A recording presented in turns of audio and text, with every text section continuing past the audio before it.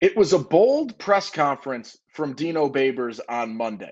He said one of the most important statements he might have uttered in the last 4 or 5 years of being the head coach at Syracuse. He talks about depth and one of the biggest kryptonites in Syracuse's ability to establish depth. That's the portal, it's NIL, and it is something that in his mind is holding Syracuse back.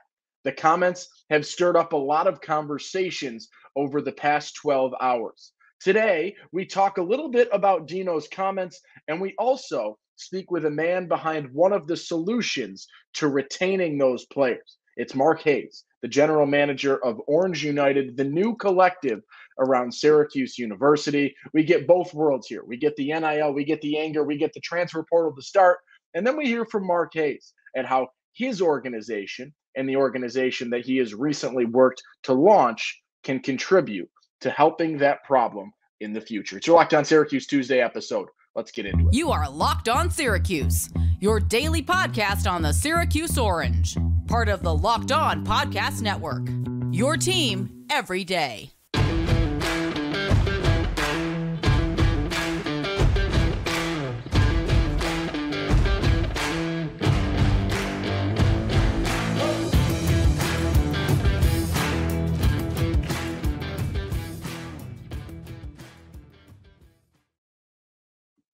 What's up? What's happening? Welcome to your Locked On Syracuse Tuesday episode. It's your boy OV saying thank you so much for making Locked On Syracuse your first listen today and every day. We're free and available wherever you get podcasts, part of the Locked On Podcast Network. And today's episode is brought to you by Game Time. Download the Game Time app, create an account, and use code LOCKEDONCollege for $20 off your first purchase. Big episode today.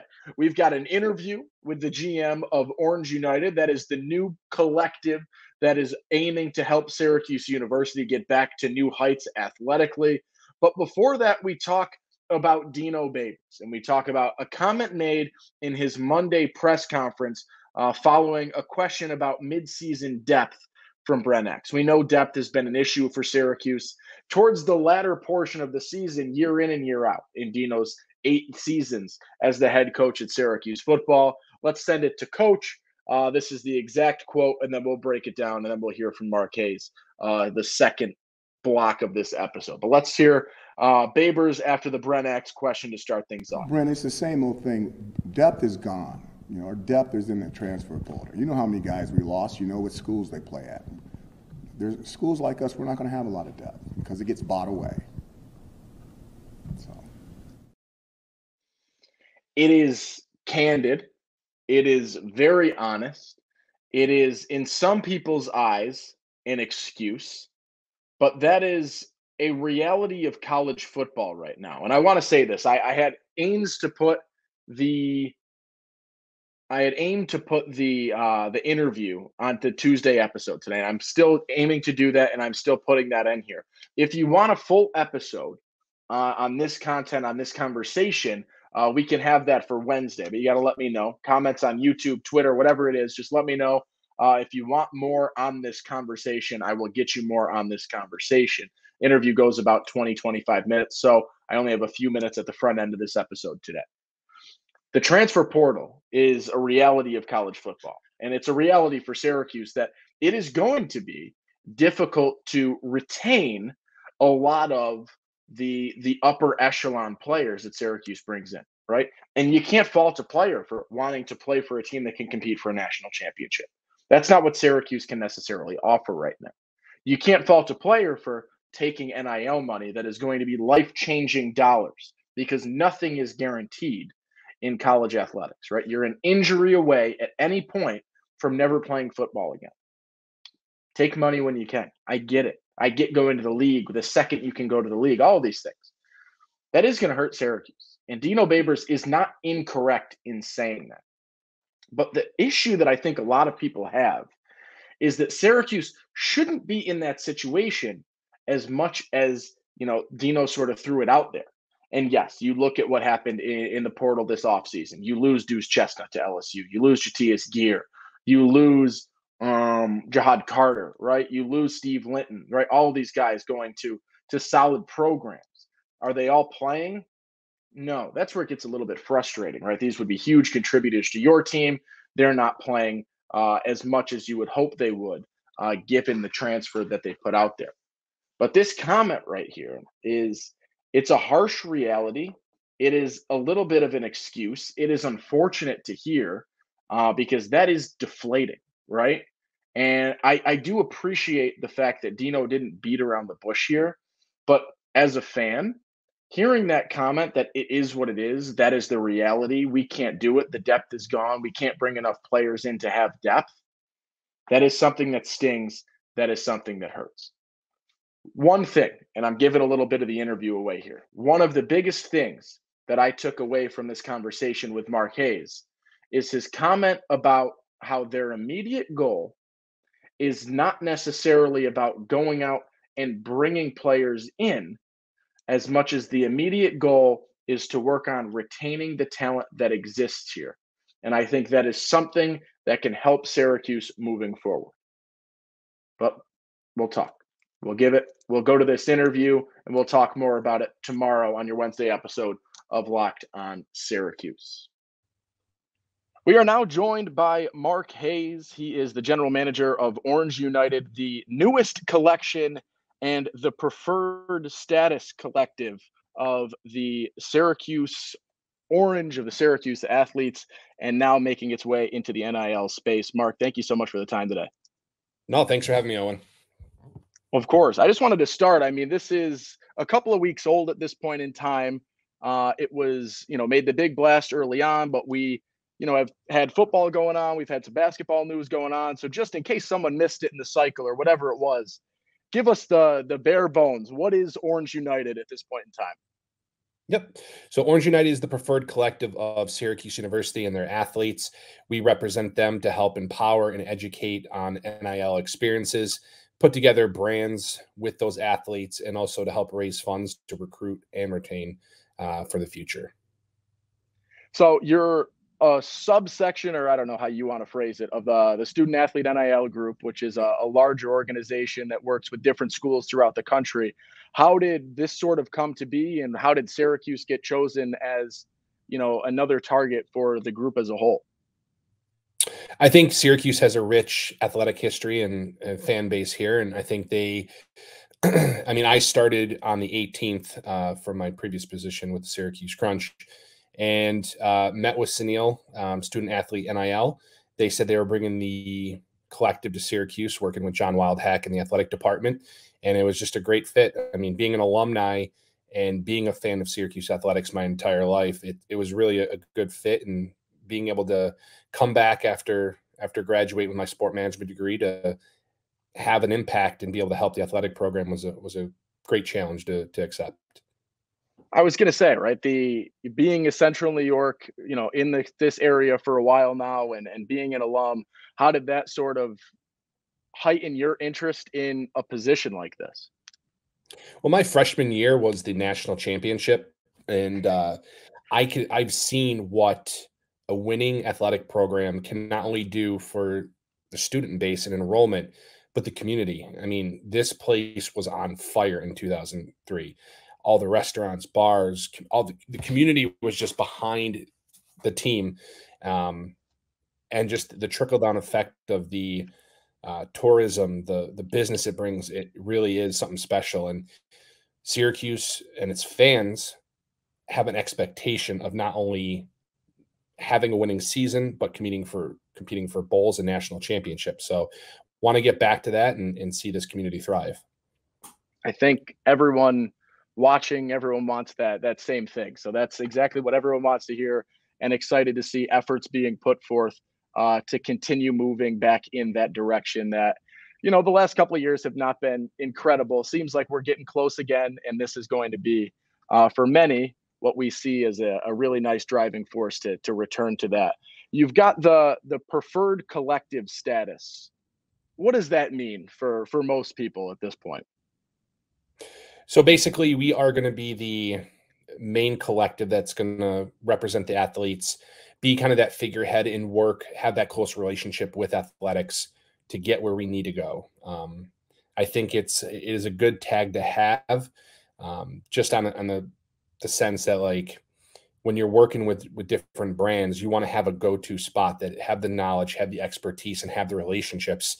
And that's what we're able to give with this collective. There's a lot of misinformation and a lot of stigma that kind of goes along with the term NIL.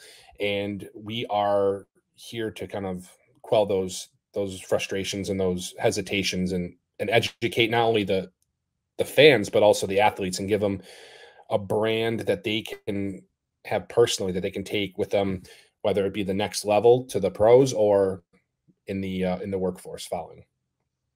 You talked about the working with players and working with so many other people. You were talking a little bit before we hit record today about the interactions that you've been having already with the coaching staff and some of the other key stakeholders on the Syracuse side of it. What have the last few weeks looked like on your part since the announcement of this and things have started to get underway?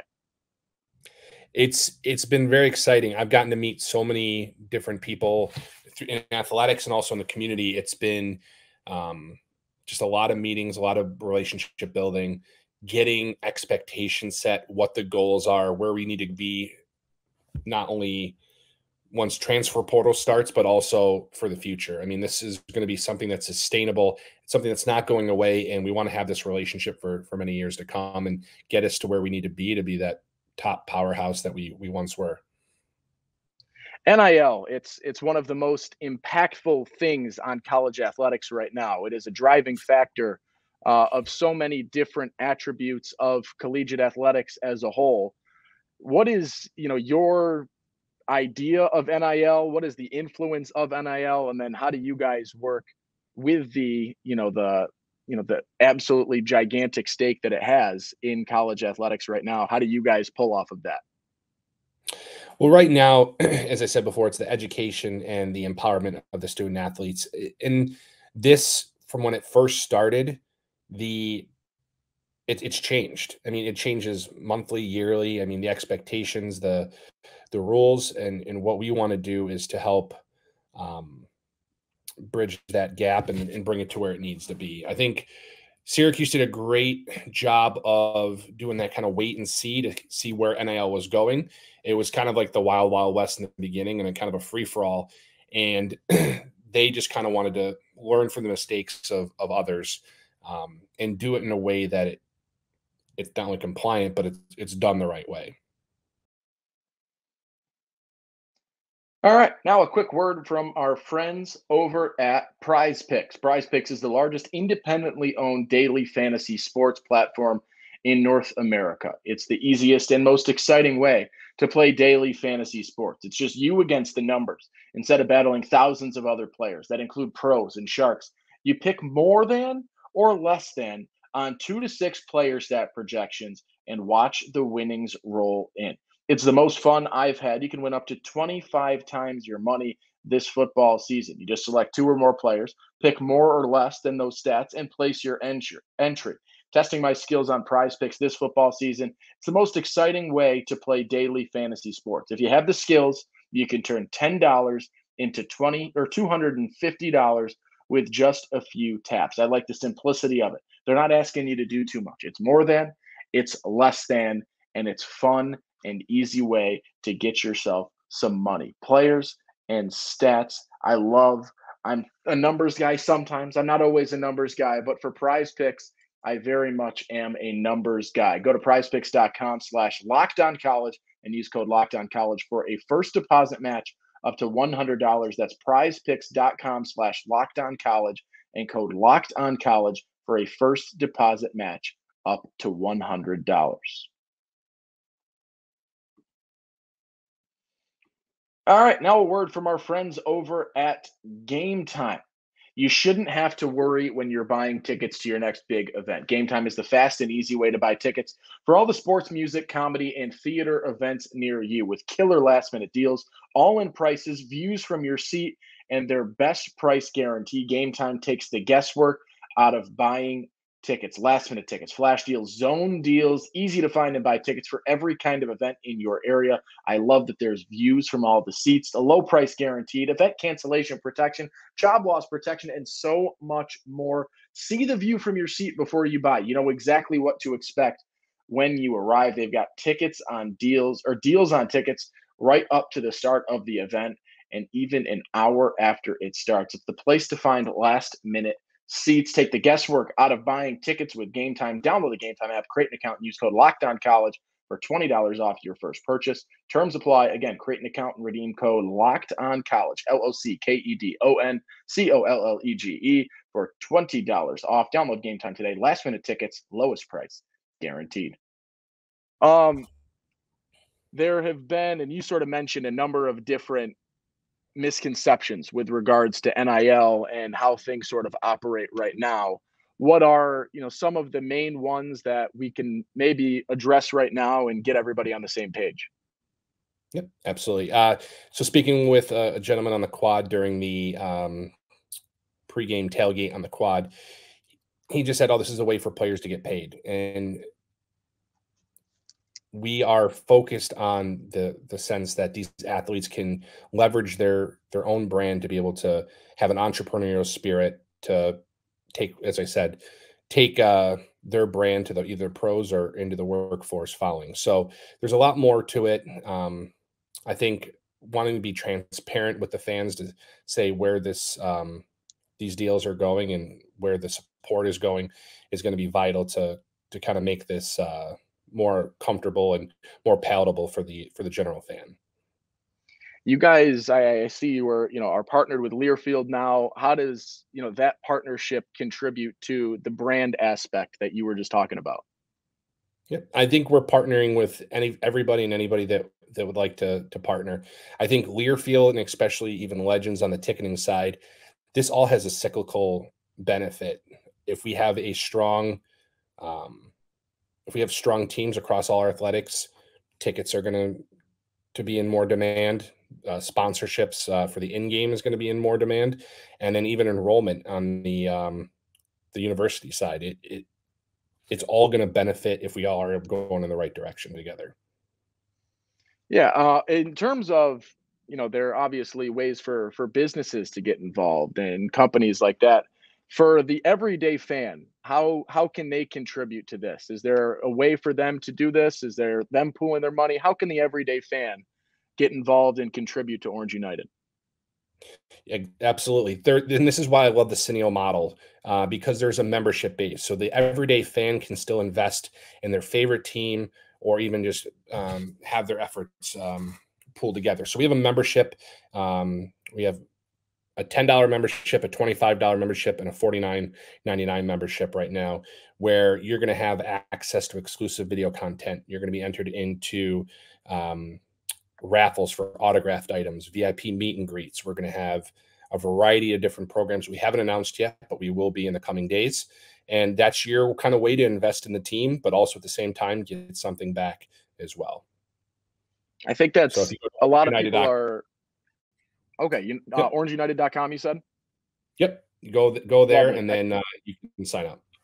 Perfect. I think that's a nice way for a lot of people to obviously, feel like they're getting a little bit more in return for what they are contributing. So I think that'll be a fun way to bridge the relationships and get people involved. When you sort of see this, and I've seen the number, and maybe the number is wrong, and it was a number from 3 weeks ago that was thrown out there, but the number that I saw was like $6 to $9 million annually was the anticipated number that the thought for Orange United was to be able to bring in. What kind of factors into that number being what the landing spot was heading into the launch of this? Well, it is the three-prong model. I think across all the teams within Syracuse Athletics and the collective, it's going to be the donation side. So major donors, anybody that just wants to donate. It's going to be the brand opportunities, and it's also going to be the membership model as well. So across all three of those, the 6 to 9 million is where we are targeting and where we kind of need to be competitive in this space. You talk about the competitivity in this space. What are, some of the thresholds that you are looking for in terms of, per sport or things like that you feel like is the sweet spot to be competitive across, specifically the big ones that you see the highest number on average deals with men's basketball and men's football? So with those, I mean, the targets kind of have changed considerably since I've started. So anywhere from like the 2 to 3 million, you're looking for basketball, 3 to 4 for football. But of course, you want to exceed those to make sure that we're able to retain the athletes we need to retain and do what we need to do. Following then with working with the coaches and the athletic department to be where we need to be. But I think football and basketball kind of have that larger part of the pie, but we also don't want to discount and forget about the national championship soccer team. We want to make sure that the lacrosse teams are staying competitive. Even our cross country and track and field programs, we have some elite athletes, and we want to make sure that we focus on them and we're able to highlight them as well because they are important to the program as a whole. Yes, I was just going to say, those are the big name ones, and then how does the other sports who are competing? And I know you've got Justin Knight on the board there, who's definitely going to be speaking out for some of those runners as well to make sure that they're all getting their fill. For maybe the we see a lot of these huge deals with the true stars of the biggest sports. For there are 600 student athletes. Football quarterback or starting point guard, to give your big buzz examples. What does your interaction look like with them? And then how do you work to establish a brand on maybe some less household name type players? Well, I think, of course, you're going to have those household names that are going to be in the higher demand, but there are a lot of companies that want to work with a variety of different athletes, and they can do that by kind of focusing their efforts not on like the superstars, but highlight more of the non-household names, the ones that have a deeper connection or a relationship to what their brands are trying to accomplish. And I just had a meeting yesterday, and they're looking for that community story of either a local tie or somebody that has a affinity for a certain charity to kind of link those brands with those people. I think a lot of times people are thinking of the superstars, but a lot of people are looking for that great story, that feel good underdog feel to what they're trying to accomplish with their PR and marketing. All right, let's talk a little bit about our friends at Jace Medical. The Jace case provides 5 life-saving antibiotics for emergency use. All it takes to get a Jace case is to fill out a simple online form, and in some cases, jump on a quick call with one of our board-certified physicians. Get ongoing care from the physicians on any treatment-related questions, doctor-created, doctor-recommended. Don't get caught unprepared, and everyone should be empowered to care for themselves and their loved ones during the unexpected. Jace handles everything from online evaluation to licensed pharmacy medication delivery and ongoing consultation and care. So get $20 off on these life-saving antibiotics today from Jace Medical by using my code LOCKEDON, LOCKEDON at checkout on jacemedical.com. That's JASE medical.com. Let's see. When we look at collectives right now, and there have been a few other collectives, the Through and Five Foundation, and then Athletes Who Care as well, who were in the NIL space for Syracuse before you, but went about it in some different ways. What is sort of, if you can speak to how these interact, is it now that Orange United is here, the other ones will fade out, or how do you think that the trio, or whatever ends up being the case, can all sort of stand on their own, or what's the sort of vibe around that? I think we are just kind of focusing on what we can do as Orange United as our own collective.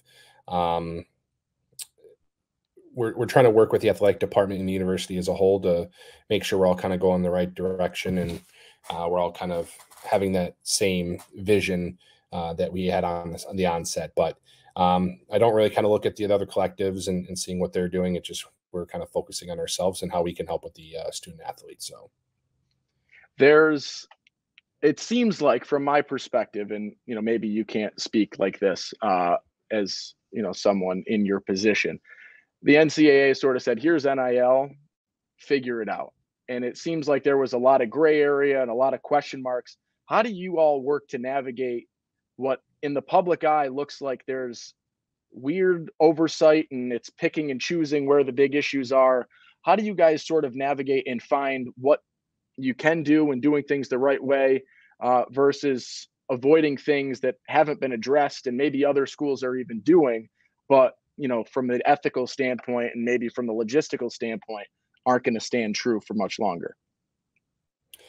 Well, that's working with compliance. It's working with the university to make sure that anything that we present to athletes are what Syracuse University and the brand, even on the Sunil side, is ethical. So I think the way Syracuse University kind of did that wait and see approach, it's going to be very methodical in the way that we look at the brands and NIL as a whole, making sure that there are no gray areas, that we're doing it the right way. The biggest, I guess, gray area that I've seen is in the transfer portal, and it seems like you've seen schools reaching out to players and money amounts have been through someone else, a product, whatever it is, whether it's legitimate, whether it's not. I'm not going to name teams, whatever, things like that. What is the way that Orange United sort of fits into the transfer portal, and at what point can you guys speak with players about their opportunities in the Central New York area if they are a part of the Syracuse athletic department? I think on the onset right now, the whole message that we've been trying to give is to retain our athletes. Okay. So it's hard to kind of discuss that right now, only because the transfer portal hasn't happened yet. But we're working with athletics and the coaches to kind of be able to have something for them that they can utilize through our efforts. So right now there are no conversations. I mean, the teams are doing what they're supposed to be doing, and there's a way to go about it. And so there's nothing really to speak on those conversations because they haven't happened yet. So, but they okay. will. Yeah. Your efforts to retain, what do you guys prioritize in terms of retaining athletes? Like it's not always the easiest thing in the world. So what are, and we're only, once again, you give me what you can after 3 weeks of this. What are, some of the priorities you have in terms of being able to maintain the student athletes and the successful ones, especially at Syracuse? I think when you talk about retention, it's all about the opportunities they're going to have, how they can maximize their true potential, not in the NIL space, but on the field. And I think when a lot of money was kind of thrown around in the very beginning, athletes that had been featured with certain teams think the grass is greener on the other side, and they go and they're not playing. So it's one of those things where you kind of want to make those athletes understand that the opportunities that will be given and their opportunities on the field will be maximized as well. So I think that's what's going to keep people in school, rather than just kind of see that price tag from other collectives and other athletic departments.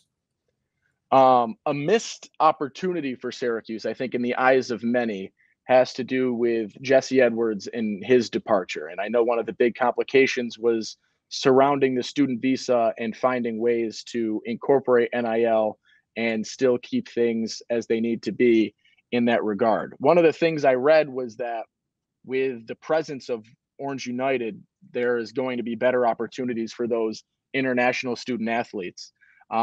What sort of opportunities are there for them that maybe weren't available or are now at a lot easier liberty with the presence of you guys?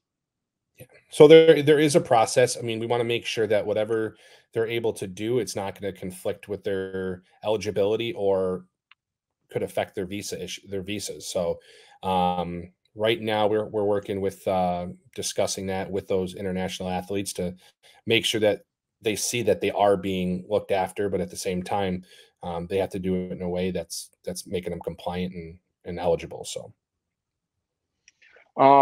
last couple ones here.